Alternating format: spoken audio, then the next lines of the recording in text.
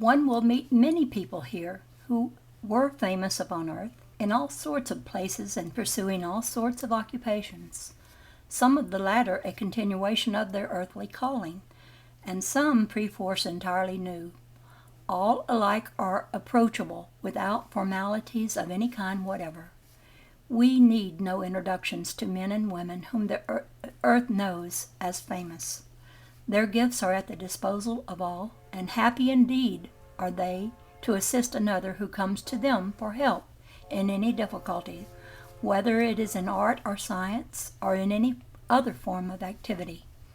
The great who have gained their greatness through the various expressions of their genius consider themselves but the lowly units of a vast whole, the immense organization of the spirit world. They are all striving, as we are too, for the same purpose, and that is spiritual progression and development. They are grateful for any help towards that end, and they are glad to give it wherever possible. The riches and honors of the earth world seem very tawdry and rubbishly by comparison with the spiritual riches and honors that are ready to be won here. And those riches and honors are within the grasp of every soul the instant he enters the spirit world. They are his spiritual birthright, of which no one can deprive him, and it rests with himself just how long it will be before he gains them. Earthly greatness may seem very tangible while we are in the midst of it. Just how tangible it can be seen as soon as our dissolution takes place. Then we find that it is spiritual greatness that is concrete and permanent. Our earthly prominence just melts away as we step into the spirit world, and we stand revealed for what we are, not for what we were. Several of the earth world's famous people have spoken to me of their awakening in the spirit world, and they have told me of the shock of revelation they received when they beheld themselves for the first time as they really were. But ofttimes greatness of earthly position goes hand in hand with greatness of soul, and thus spiritual progression and development continue without intermission from the moment of dissolution. Organization. You will have gathered that the spirit world is a vast place, and with the earth world in mind you may conclude that it possesses an administrative organization in all respects proportionate to its demands. You would be right, for it does, but our needs are not as yours. With you in your corruptible world, it is constant war with material decay and degeneration. With us in our incorruptible world, we have neither the one nor the other.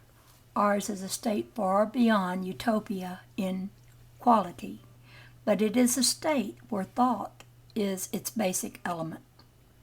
I have recounted to you now how, when I first saw my own spirit garden, I marveled at its orderliness and excellent preservation, and I wondered just how it was maintained thus, and who was responsible for it.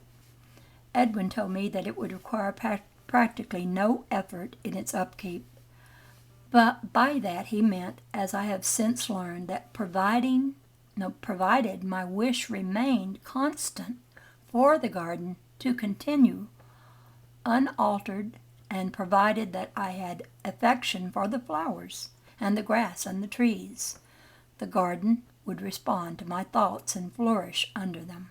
If I desired to alter the arrangement of the flower beds and so on, I could easily ask some expert to come to my help, and he would be only too happy to do so. So much for the upkeep of my garden. My house is provided for under the same law, and so it is with all gardens and houses belonging to other folk in this realm. These, however, are what you would call more or less private concerns. They are so in one respect, but the fact that I can find an expert gardener who can make radical changes in my house and garden, indeed who can build me an entirely new and different home, with surrounding gardens wholly different from what I have now, shows that organization of some sort, and a very considerable one, must exist somewhere. The united thoughts of the inhabitants of the whole realm will sustain all that grows within it, the flowers and the trees and the grass and the water too, whether of lake, river, or sea.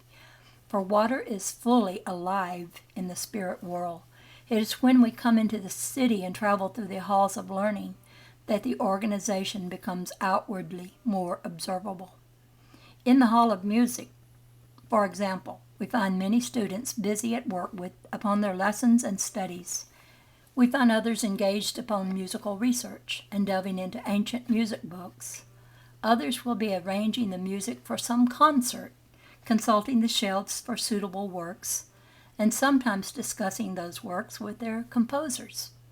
There are many teachers, many able people ready to assist us in our inquiries or our difficulties, and they are all able to provide a solution to our problems because the staff of this hall, as of all others, are themselves experts. Nominally, the ruler of the realm is the principal of all the halls, and all major decisions would, of course, be referred to him. But he appoints competent people to the staffs of the halls and extends to them a free hand in all their undertakings. Each hall will have its own direct head, but it must not be thought that this official is an unapproachable, detached personage, hidden away from all sight and only seen on relatively rare occasions. He is just the opposite. He is always to be seen about the hall, and he welcomes personally anyone who comes here, either as a learner or as a mere lover of music, or to carry out musical researches. I have recounted to you how we continue with our work for just that period during which we derive pleasure or profit from it.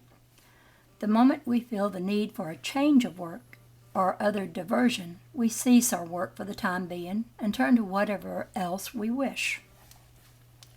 The staffs of all the halls of learning are no different from others in this respect.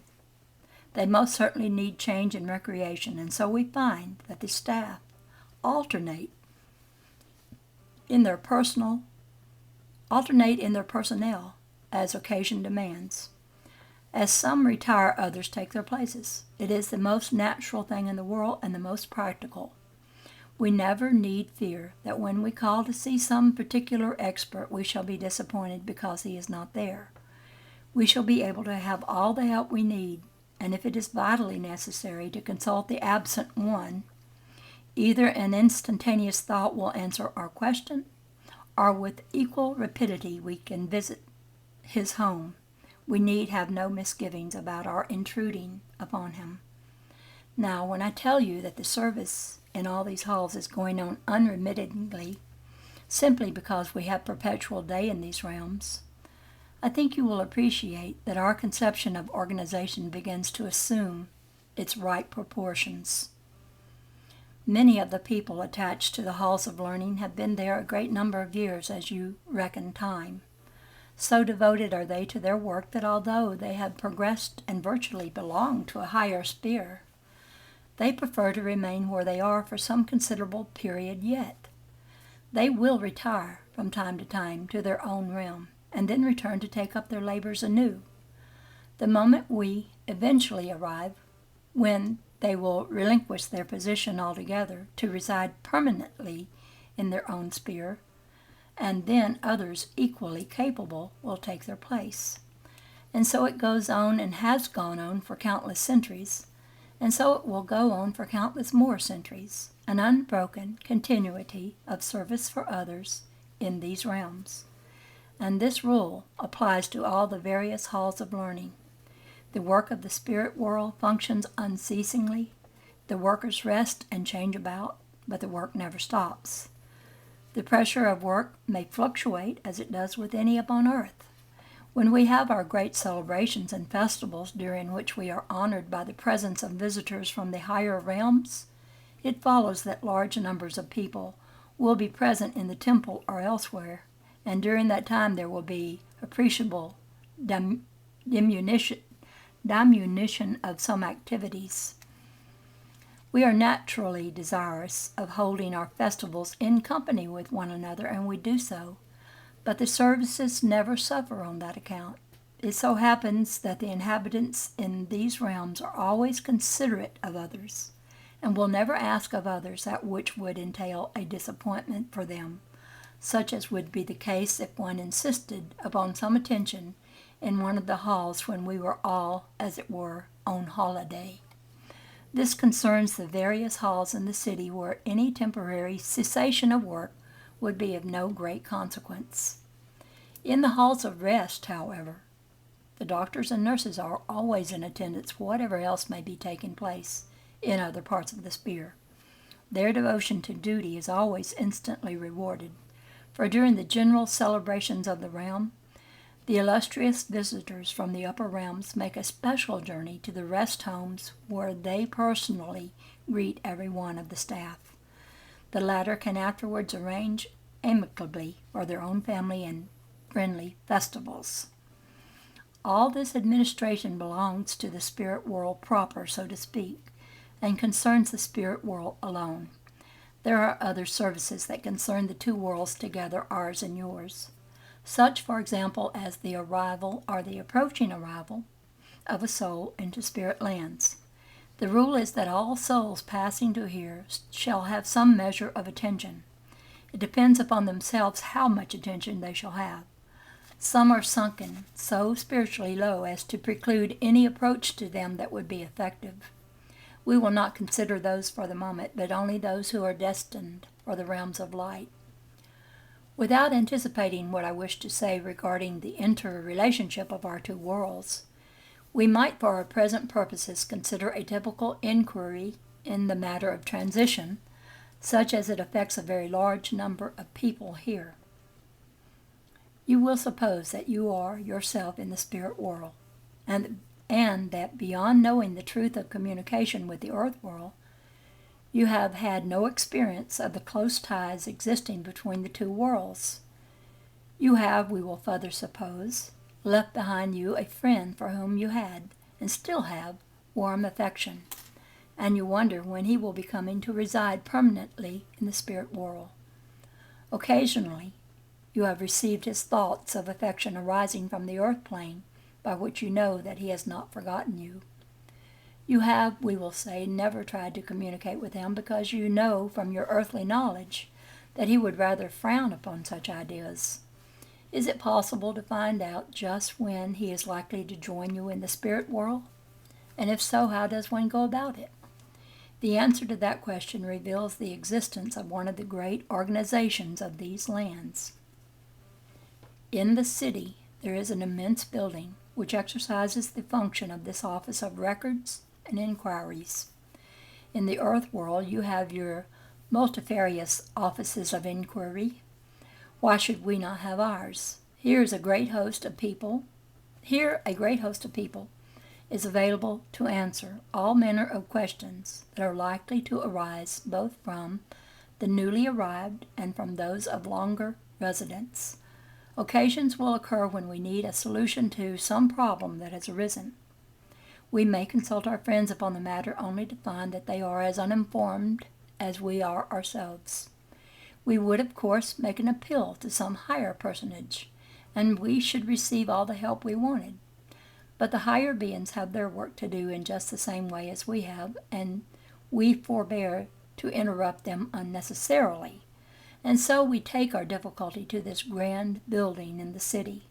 Among its many important duties is that of keeping a register of people newly arrived in this particular realm. It is a useful service, and full advantage is taken of it by scores of people who have an interest in that direction. But a still more important service is that of knowing beforehand of those who are about to come into this realm. This information is accurate and infallibly reliable. It is collected through a varied process of thought transmission, of which the inquirer sees little or nothing. He is merely presented with the required information. The value of this service can be readily imagined. In normal times upon the earth plane, when transitions maintain a fairly steady level, it is valuable enough, but in times of great wars, when souls are passing into the spirit world in thousands, The advantages of such an office are almost incalculable. Friend can meet friend, and together can unite in helping others who are passing into spirit lands.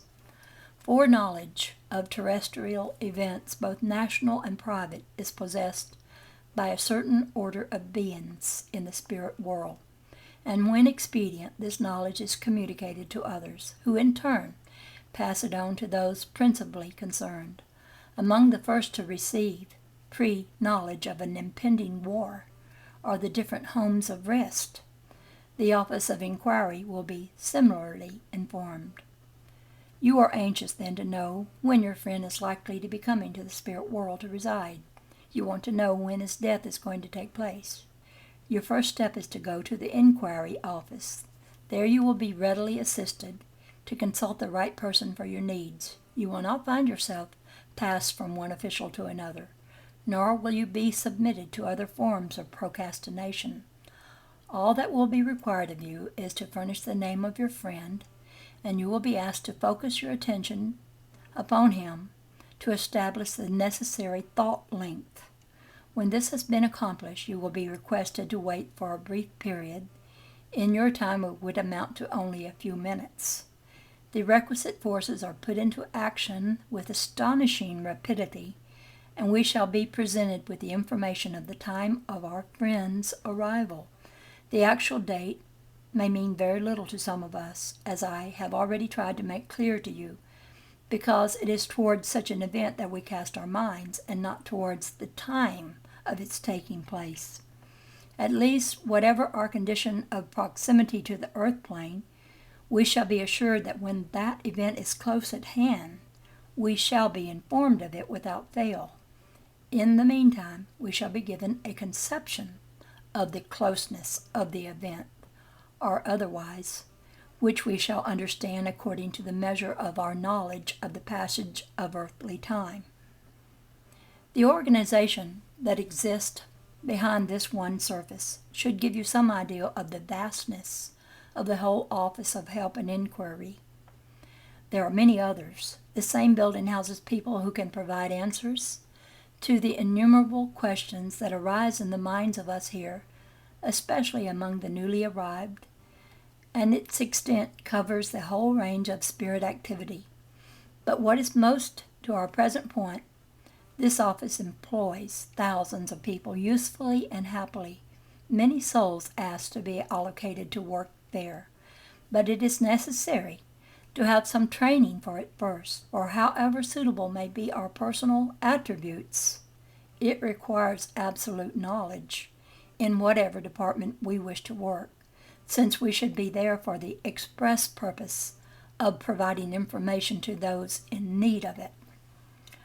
Let us now pass to another example of spirit organization, and for the purpose we might visit the Hall of Science. There are numberless people upon the earth plane who are mechanically minded and who pursue as means of material livelihood one or other of the engineering arts. Others are interested in engineering as a pleasant diversion from their usual work. The opportunities in the spirit world in this field alone are enormous, and such scientific work is carried on under conditions precisely similar to all other work here, without restriction, freely, and with the limitless resources and the perfect administration of the spirit world behind it. This form of work attracts thousands, young and old alike. All the great scientists and engineers are carrying on their investigations and researches in this world of spirit, assisted by scores of enthusiastic helpers from every walk of earthly life, as well as by those whose work lay along those lines when they were incarnate. Most of us here are not content with one type of work. We engage in another form of labor as part of our recreation.